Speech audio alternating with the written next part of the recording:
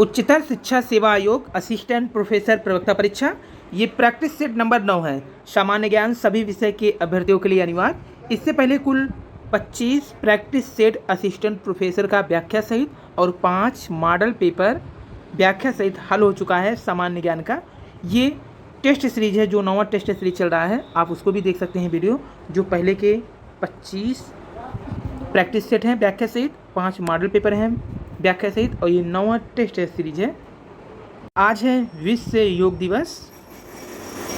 अंतर्राष्ट्रीय योग दिवस की आप सबको ढेर सारी शुभकामनाएं।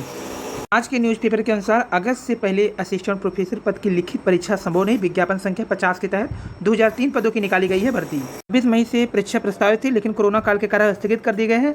प्रश्न बैंक बनने के बाद परीक्षा के लिए प्रश्न पत्र बनाया जाता है, तो उसे बनाने में 15 से 20 दिन लगेंगे। फिर छपाई होगी, उसके बाद केंद्रों का निर्धारण होगा। आयोग की सचिव डॉक्टर वंदना त्रिपाठी का कहना है असिस्टेंट प्रोफेसर पद की परीक्षा को लेकर काम चल रहा है, जल्दी सारी प्रक्रिया पूरी कर ली जाएगी।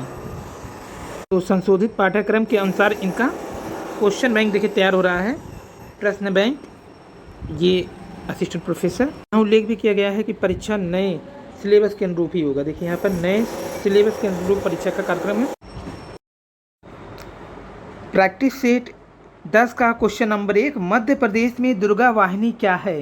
राइट ऑप्शन हो जाएगा बी, यानी प्रथम महिला बटालियन है ये मध्य प्रदेश में दुर्गा वाहिनी।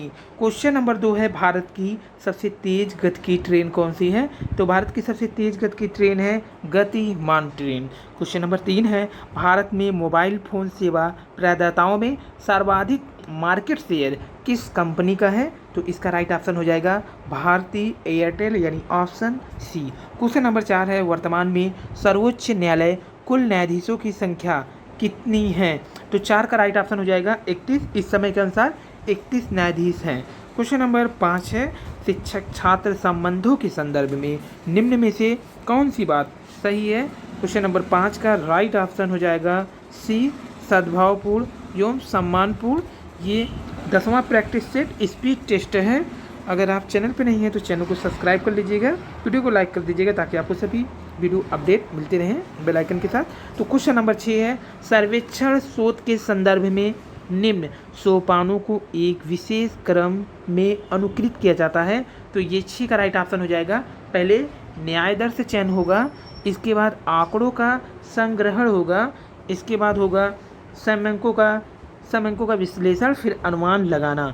तो इस हिसाब से देखा जाए 1 4 3 2, यानी यहाँ पे जो ऑप्शन राइट हो जाएगा बी। क्वेश्चन नंबर 7, निम्न में से भारतीय स्टेट बैंक SBI की अध्यक्ष बनने वाली प्रथम महिला कौन है? तो 7 का राइट ऑप्शन हो जाएगा सी, दीपक संधू है।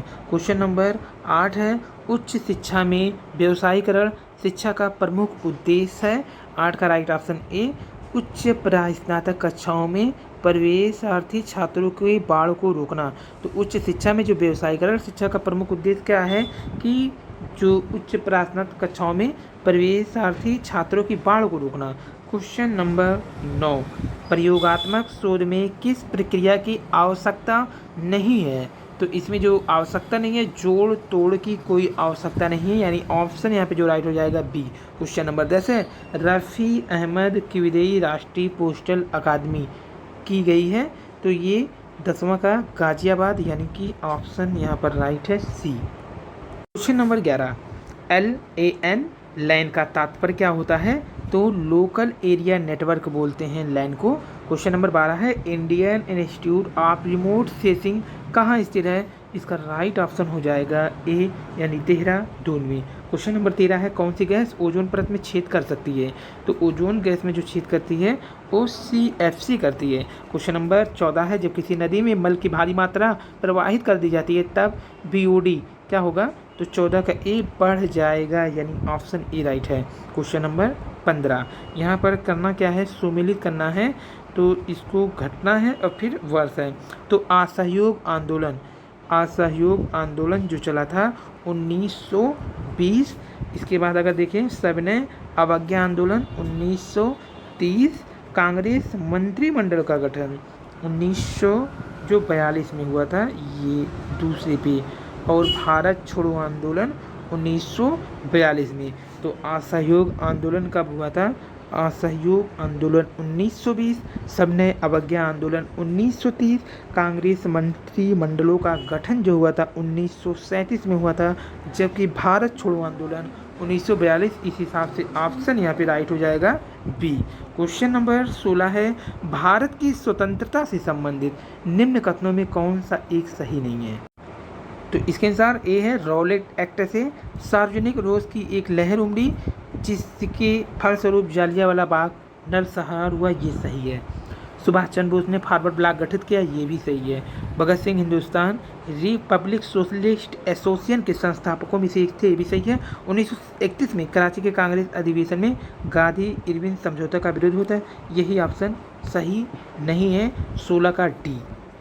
क्वेश्चन नंबर 17 सुमिलित करना है, घटना है फिर अवसर है। तो 17 का जो देखा जाए यहाँ पे कांग्रेस का संपूर्ण स्वाधीनता प्रस्ताव जो कब का है, 31 दिसंबर 1931 का था, यानी ए का 2 पे जाएगा। पूर्ण स्वराज दिवस 26 जनवरी 1930 को था। डांडी मार्च 12 मार्च 1931 को था, डांडी मार्च। और आप देखिए द्वितीय गोलमेज जो सम्मेलन था ये तीसरा चला जाएगा 1929। तो यहाँ पे 2 ऑप्शन गलत दे दिए हैं। एक डांडी मार्च, देखिए डांडी मार्च जो हुआ था 12 मार्च 1930 से 5 अप्रैल 1930 तक हुआ था डांडी मार्च, गांधी जी के नेतृत्व में ये डांडी मार्च। यहाँ पे क्या दे दिया है, जो डांडी मार्च 1931 दे दिया है, तो यहाँ पे देखिए गलत है, ये सही है। डांडी मार्च 12 मार्च 1930 से 5 अप्रैल 1930 तक चला था। तो डांडी मार्च जिसे नमक मार्च और डांडी सत्याग्रह के नाम से भी जाना जाता है, जो सन 1930 में महात्मा गांधी जी के द्वारा अंग्रेज सरकार के नमक के ऊपर लगाए गए कर कानून के विरुद्ध किया गया था, सविनय कानून भंग कार्यक्रम था ये। द्वितीय गोलमेज सम्मेलन का भी देख लीजिए, ये यहाँ पर जो है 29 जुलाई 1929 दे दिया, लेकिन देखिए द्वितीय गोलमेज सम्मेलन ये यहाँ पर 7 सितंबर 1931 से 1 दिसंबर 1931 तक चला था। 7 सितंबर 1931 से 1 दिसंबर 1931 तक चला था द्वितीय गोलमेज सम्मेलन। द्वितीय गोलमेज सम्मेलन 7 सितंबर 1931 को शुरू हुआ था, जिसमें कांग्रेस ने भाग लिया था, और 1 दिसंबर 1931 को समाप्त हुआ था। यह सम्मेलन भी लंदन में ही था। यह सम्मेलन सांप्रदायिक समस्या पर विवाद के कारण असफल रहा। लंदन से वापस आकर गांधी जी ने पुनः सविनय अवज्ञा आंदोलन क्या कर दिया था, शुरू कर दिया था। क्वेश्चन नंबर 18 है, संविधान को 26 जनवरी के दिन लागू करने का निर्णय इसलिए लिया गया क्योंकि। तो क्वेश्चन नंबर 18 का राइट ऑप्शन हो जाएगा, इस तिथि को 1942 ईस्वी में भारत छोड़ो आंदोलन प्रारंभ किया गया था, तो इसीलिए, यानी option B. Question number 19, Kashmir घाटी निम्नलिखित के बीच में है। तो जो कश्मीर घाटी है वो पीर पंजल और जास्कर श्रेणियों के बीच में है। 19 का जो राइट ऑप्शन हो जाएगा बी, पीर पंजल और जास्कर। क्वेश्चन नंबर 20, निम्नलिखित में कौन सी जनजाति को सही अर्थों में जंगली खानाबदोशों के रूप में जाना जाता है? तो 20 का राइट ऑप्शन है बी, सेमांगो को जाना जाता है जंगली और खानाबदोश के रूप में। क्वेश्चन नंबर 21, निम्न में किसे हाल ही में प्रथम राष्ट्रीय यश चोपड़ा स्मृति पुरस्कार से सम्मानित किया गया? तो लता मंगेशकर को। और क्वेश्चन नंबर 22 है, भारत का क्षेत्रफल संसार के क्षेत्रफल का 2.4% है, परंतु इसकी जो क्या नाम है संपूर्ण मानव जाति का कितना प्रतिशत होगा? 17, यानी बी। 23 है, प्रस्तावना का वह प्रावधान जो सभी वयस्क नागरिकों को मतदान करने का अधिकार प्रदान करता है क्या कहलाता है? 23 का भी प्रजातंत्र कहलाता है। Question number 24, B.R. अम्बेडकर का संविधान सभा में निर्वाचन हुआ था, तो इनका जो निर्वाचन हुआ था बम्बई प्रेसिडेंसी से। क्वेश्चन नंबर 25 है, भारतीय संविधान के अनुसार किसी भी व्यक्ति को जिसे गिरफ्तार अथवा बंदी किया जाता है सबसे नज़दीकी मजिस्ट्रेट के समक्ष उपस्थित करना होगा, तो ये किसके अनुसार है? 24 घंटे के अनुसार, 24 घंटे के अंदर।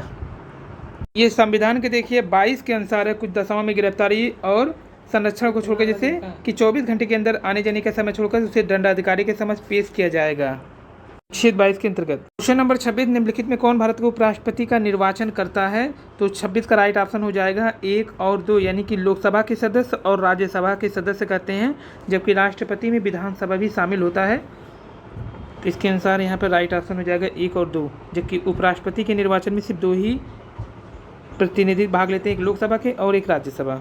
क्वेश्चन नंबर 27 है, राष्ट्रपति किस स्थिति में अध्यादेश जारी कर सकता है? तो 27 का आंसर है सदन के अधिवेशन में ना रहने की स्थिति में, यानी कि सी। और क्वेश्चन नंबर 28 यहाँ पे सुमेलित करना है क्वेश्चन नंबर 28 को। तो 28 का जो योजना है फिर वर्ष है अंबेडकर ग्राम विकास योजना, ये चला जाएगा 3 यानी 1991 में। उसके बाद है न्यू मॉडल चरखा योजना, ये चला जाएगा आपका 2 पे 1987 में। जबकि कुटीर ज्योति कार्यक्रम जो था 1988 में जारी किया गया था। और इसके बाद ग्रामीण स्वच्छता कार्यक्रम का जो आगाज हुआ था ये हुआ था 1990 में। इसके अनुसार जो राइट ऑप्शन हो जाएगा 3, 2, 1, 4 यानी ऑप्शन बी यहाँ पे राइट हो जाएगा। क्वेश्चन नंबर 29 की बात करें तो स्वावलंबन योजना निम्नलिखित में से किस उद्देश्य की पूर्ति करता है? तो 29 का जो सही हो जाएगा महिलाओं को प्रशिक्षण एवं कौशल प्रदान करने के लिए करता है ये स्वावलंबन योजना। और क्वेश्चन नंबर अंतिम 30 है असिस्टेंट प्रोफेसर प्रैक्टिस सेट सामान्य ज्ञान का कि निम्नलिखित में से ब्राह्मी पंचवर्षीय योजना की अवधि कब से कब तक है? तो इसका राइट ऑप्शन हो जाएगा 2012 से 2017 के बीच में, यानी ऑप्शन बी यहाँ पे राइट हो जाएगा। ये थी आज की प्रैक्टिस सेट। धन्यवाद, थैंक यू।